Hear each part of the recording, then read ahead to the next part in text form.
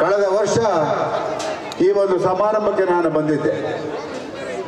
ಈ ಸಮಾರಂಭವನ್ನು ನೋಡಿದಾಗ ಅನ್ನಿಸ್ತು ನನಗೆ, ಇಂತಹ ಕನ್ನಡ ಪರ ಹೋರಾಟಗಾರರಿಂದ ಕನ್ನಡ ಉಳಿದಿದೆ. ಇಂತಹ ಕಾರ್ಯಕ್ರಮಗಳಿಗೆ ಯಾವತ್ತೂ ಕೂಡ ತಪ್ಪಿಸ್ಕೋಬಾರ್ದು. ಅವರಿಗೆ ನಮ್ಮಿಂದ ಆದಂಥ ಸಹಕಾರ ಮತ್ತು ಅವರಿಗೆ ನಮ್ಮ ಮಾರ್ಗದರ್ಶನ ಮುಖ್ಯ ಅಂತ ಹೇಳಿ ನಾನು ಪ್ರತಿ ವರ್ಷ ಕೂಡ ಈ ತಿಪ್ಪೂರು ಕನ್ನಡ ರಾಜ್ಯೋತ್ಸವಕ್ಕೆ ಬರ್ತಾ ಇರ್ತೀನಿ. ಯಾಕೆ ಅಂತ ಹೇಳಿದ್ರೆ ಅವರಲ್ಲಿರುವಂಥ ಒಂದು ಕನ್ನಡದ ಅಭಿಮಾನ ಅದು ತೋರ್ಪಡಿಕೆಗಲ್ಲ, ಸದಾ ಕನ್ನಡವನ್ನು ಉಸಿರಾಗಿಸಿಕೊಂಡು ಈ ಭಾಗದಲ್ಲಿ ಕನ್ನಡವನ್ನು ಬೆಳೆಸುವಂಥ ಕೆಲಸವನ್ನು ಮಾಡ್ತಾ ಇದ್ದಾರಲ್ಲ, ಅದು ನಮ್ಮೆಲ್ಲರಿಗೂ ಸಂತೋಷ. ಸ್ನೇಹಿತರೆ, 70 ವರ್ಷ ಆಯಿತು. ಬಹುಶಃ ವೇದಿಕೆ ಮೇಲಿರುವ ಎಲ್ಲ ಗಣ್ಯರು ಕೂಡ ಉಪಸ್ಥಿತರಿದ್ದಾರೆ. ಅದರ ಮುಂದೆ ಕೆಲವಾರು ನೋವುಗಳನ್ನು ನಾನು ಹೇಳ್ಕೋಬೇಕಾಗುತ್ತೆ. 70 ವರ್ಷ ಆಯಿತು. ಭಾಷಾವಾರು ಪ್ರಾಂತ್ಯಗಳಾಗಿ ಕರ್ನಾಟಕದಲ್ಲಿ 70 ವರ್ಷ ಆಯಿತು. ಕರ್ನಾಟಕ, ತಮಿಳುನಾಡು, ಆಂಧ್ರ, ಕೇರಳ, ಮಹಾರಾಷ್ಟ್ರ ಹೀಗೆ ಬೇರೆ ಬೇರೆ ರಾಜ್ಯಗಳು ವಿಂಗಡಣೆ ಆಯಿತು. ವಿಂಗಡಣೆ ಆದಂಥ ಸಂದರ್ಭದಲ್ಲಿ ನಾವೆಲ್ಲ ಸಂಭ್ರಮ ಪಟ್ಟರು. ಕರ್ನಾಟಕದಲ್ಲಿ ಕನ್ನಡಿಗ ಬೆಳೀತಾನೆ, ಕರ್ನಾಟಕ ಬೆಳೆಯುತ್ತೆ, ಕನ್ನಡ ಭಾಷೆ ಬೆಳೆಯುತ್ತೆ, ನನ್ನ ಜನ ಬೆಳೀತಾರೆ ಅಂತ ಹೇಳ್ಬಿಟ್ಟು ನಾವೆಲ್ಲ ಬಹಳ ಆಸೆ ಇಟ್ಕೊಂಡಿದ್ದು. ಬಹುಶಃ 70 ವರ್ಷದ ಹಿಂದೆ ಏನು ಕನ್ನಡದ ಪರಿಸ್ಥಿತಿ ಇತ್ತೋ ಇವತ್ತು ಕೂಡ ಅದೇ ಪರಿಸ್ಥಿತಿಯನ್ನ ನಾವು ಎದುರಿಸ್ತಾ ಇದ್ದೀವಿ. ಕರ್ನಾಟಕದಲ್ಲಿ ಕನ್ನಡಕ್ಕೆ ಆದ್ಯತೆ, ಆಡಳಿತ ಭಾಷೆ ಕನ್ನಡ ಆಗಬೇಕು, ಕನ್ನಡದ ಮಕ್ಕಳಿಗೆ ಉದ್ಯೋಗ ಕೊಡಬೇಕು. ಸ್ನೇಹಿತರೆ, ನಾನು 1983ರಲ್ಲಿ 82ರಲ್ಲಿ ಡಾಕ್ಟರ್ ರಾಜ್ಕುಮಾರ್ ಅವರು ಹೋರಾಟ ಮಾಡಿದಂಥ ಗೋಕಾಕ್ ಚಳುವಳಿಯಲ್ಲಿ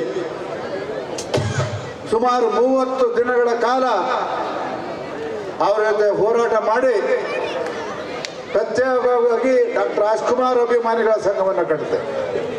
ಅಣ್ಣ, ನೀವು ಅವತ್ತು ನಮ್ಮನ್ನೆಲ್ಲ ಉತ್ತೇಜನ ಮಾಡಿದ್ದಕ್ಕೆ ನಾವು ಇಷ್ಟರ ಮಟ್ಟಿಗೆ ಕನ್ನಡವನ್ನು ಬೆಳೆಯೋದಕ್ಕೆ ಸಾಧ್ಯ ಆಯಿತು. ಅದರ ಜೊತೆಗೆ ನಾನು ಕೂಡ ಬೆಳೆಯೋದಕ್ಕೆ ಸಾಧ್ಯ ಆಯಿತು. ಸ್ನೇಹಿತರೆ, 82ರಲ್ಲಿ ಗೋಕಾಕ್ ಚಳುವಳಿ ಆದಮೇಲೆ, ಗೋಕಾಕ್ ಚಳಿ ಅದು ಕನ್ನಡ ಪರ ಚಳುವಳಿ, ರಾಜ್ಕುಮಾರ್ ಅವರು ಪದಾರ್ಪಣೆ ಮಾಡಿದ ಮೇಲೆ ಅದಕ್ಕೆ ಒಂದು ಶಕ್ತಿ ಬಂತು, ಕನ್ನಡಿಗರಿಗೆ ಒಂದು ಶಕ್ತಿ ಬಂತು. ಆ ಸಂದರ್ಭದಲ್ಲಿ ರಾಜ್ಕುಮಾರ್ ಅಭಿಮಾನಿಗಳ ಸಂಘ ಇಡೀ ಕರ್ನಾಟಕದಾದ್ಯಂತ ಹುಟ್ಕೋತು.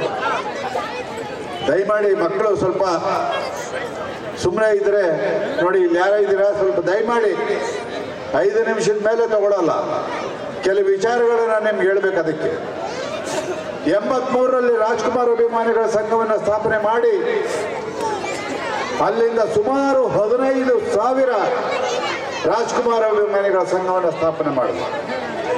ಈಗಲೂ ಬೇಕಾದಷ್ಟು ಕನ್ನಡ ಪರ ಸಂಘಟನೆಗಳಿದ್ದಾವೆ. ಆ ಗೋಕಾಕ್ ಚಳುವಳಿ ಒಂದು ಸರ್ಕಾರವನ್ನು ಬದಲಾವಣೆ ಮಾಡಿತು. ಆ ಸಂದರ್ಭದಲ್ಲಿ ಜನತಾದಳ ಸರ್ಕಾರ ಹುಟ್ಕೋತು. ಆವತ್ತಿನ ಮುಖ್ಯಮಂತ್ರಿಗಳು ರಾಮ್ ಹೆಗಡೆ ಅವರು ಇದನ್ನ ಪರಮೇಶ್ವರ್ ಸಾಹೇಬರು ಕೇಳಿಸ್ಕೋಬೇಕು.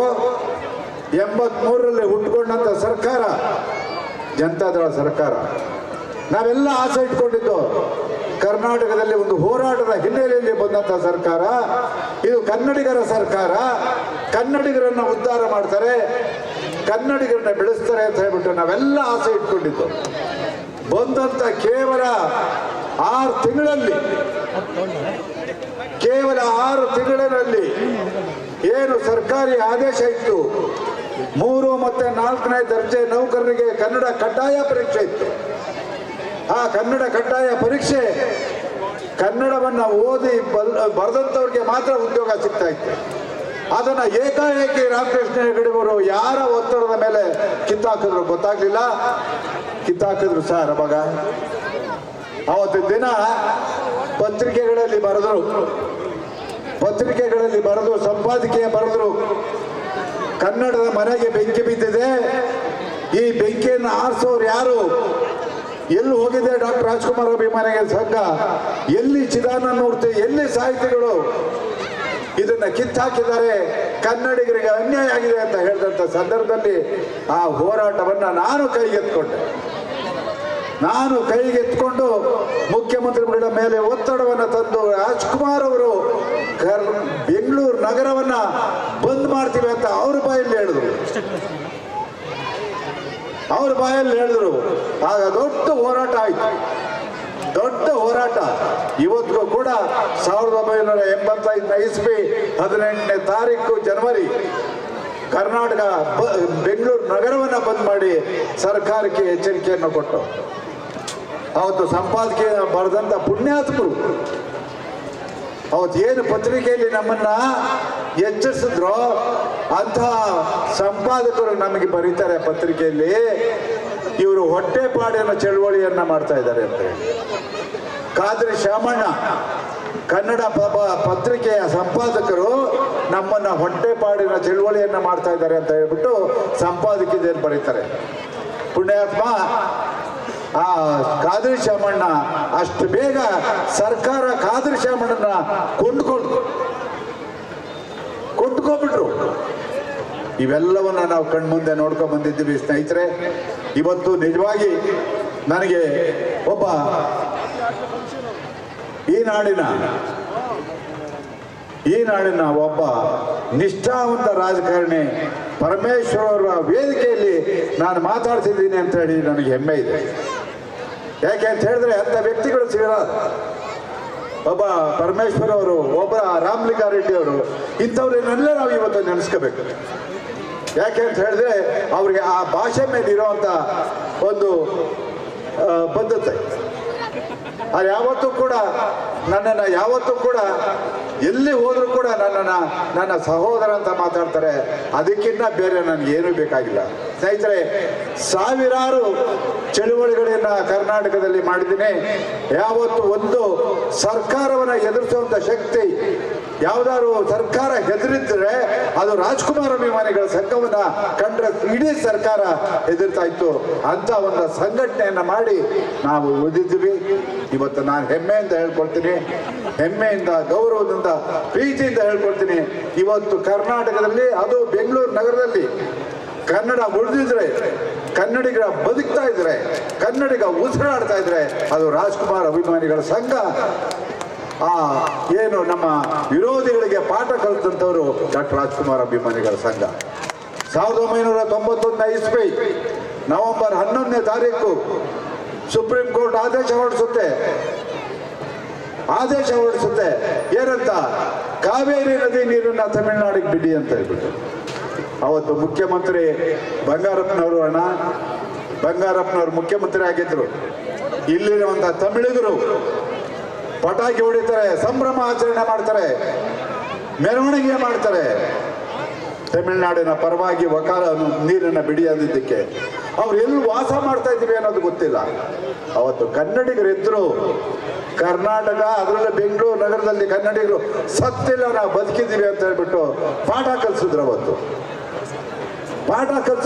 26 ಜನ ನನ್ನ ಕನ್ನಡ ಪರ ಹೋರಾಟಗಾರರು ಪೊಲೀಸ್ನವರ ಗುಂಡಿಗೆ ಬಲಿಯಾದರು. ಆ ರೀತಿ ನಾವು ಕನ್ನಡವನ್ನ ಬೆಂಗಳೂರು ನಗರದಲ್ಲಿ ಉಳಿಸ್ಕೊಂಡಿದ್ದೀವಿ ನಿಮ್ಮೆಲ್ಲರ ಬೆಂಬಲದಿಂದ.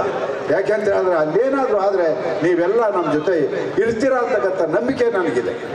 ಹಾಗಾಗಿ ಇವತ್ತಿಗೂ ಕೂಡ 45 ವರ್ಷದಿಂದ ನನ್ನ ಉಸಿರೇ ಕನ್ನಡ, ಅದನ್ನೇ ಇಟ್ಕೊಂಡು ನಾನು ಹೋರಾಟವನ್ನು ಮಾಡ್ಕೊಂಡು ಬಂದಿದ್ದೀನಿ. ಯಾಕೆಂದ್ರೆ ಧೈರ್ಯವಾಗಿ ಹೇಳ್ತೀನಿ, ನಾನು ಕನ್ನಡದ ಹೋರಾಟದಲ್ಲಿ ಎಲ್ಲೂ ಇಡೀ ರಾಜ್ಯದಲ್ಲಿ ಒಂದು ಕಪ್ಪು ಚುಕ್ಕಿಯನ್ನು ತಗೊಂಡಿಲ್ಲ. ಯಾಕೆ ಅಂತ ಹೇಳಿದ್ರೆ ನಮಗೆ ಡಾಕ್ಟರ್ ರಾಜ್ಕುಮಾರ್ ಅವರ ಮಾರ್ಗದರ್ಶನ, ಅವರ ಆದರ್ಶಗಳನ್ನು ಪಾಲಿಸ್ಕೊಂಡು ಬಂದು ಇವತ್ತಿಗೂ ಕೂಡ ನಾನು ಬದುಕ್ತಾ ಇದ್ದೆ. ಹಾಗಾಗಿ ನನಗೆ ಅದೇ ರೀತಿ ಪ್ರತಿಯೊಬ್ಬರು ಆ ಪ್ರೀತಿಯನ್ನು ತೋರಿಸ್ತಾರೆ. ಯಾಕೆ ಅಂತ ಹೇಳಿದ್ರೆ ನಿಷ್ಠಾವಂತ ಹೋರಾಟಗಾರ ಅಂತ ಹೇಳಿ ಅದನ್ನ ನೀವೆಲ್ಲರೂ ಇಲ್ಲಿ ಮೈಗೂಡಿಸ್ಕೊಡಿ. ಯಾಕೆಂದ್ರೆ 4 ಜನ ಮೆಚ್ಚಬೇಕು ಅಂತ ಹೇಳಿದ್ರೆ ನೀವು ನಡ್ಕೊಳ್ಳುವಂಥ ರೀತಿ ಚೆನ್ನಾಗಿರ್ಬೇಕು.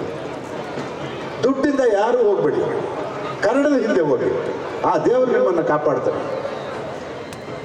ನಮ್ಮ ಶಕ್ತಿಯನ್ನ ಕನ್ನಡಕ್ಕೆ ದಾರಿ ಎರೆಯೋಣ ಅಂತಕ್ಕಂಥ ಮಾತನ್ನ ತಮ್ಮೆಲ್ಲರಿಗೂ ಹೇಳಿ ಮತ್ತೊಮ್ಮೆ ಸಮಯ ಸಮಯ ಇಲ್ಲದರಿಂದ ಮತ್ತು ನಮ್ಮ ಗೃಹ ಮಂತ್ರಿಗಳಿಗೆ ಬೆಳಿಗ್ಗೆ ಇದ್ದರೆ ಬೇಕಾದಷ್ಟು ಕಾರ್ಯಕ್ರಮಗಳಿದೆ.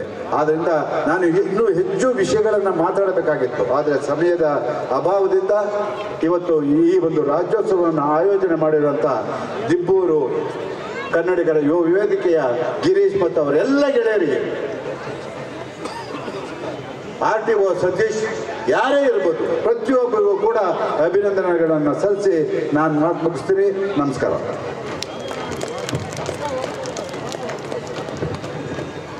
ಶ್ರೀಯುತರ ಅಭಿಮಾನದ ಮಾತುಗಳಿಗೆ ತುಂಬು ಹೃದಯದ ಧನ್ಯವಾದಗಳು ಸರ್.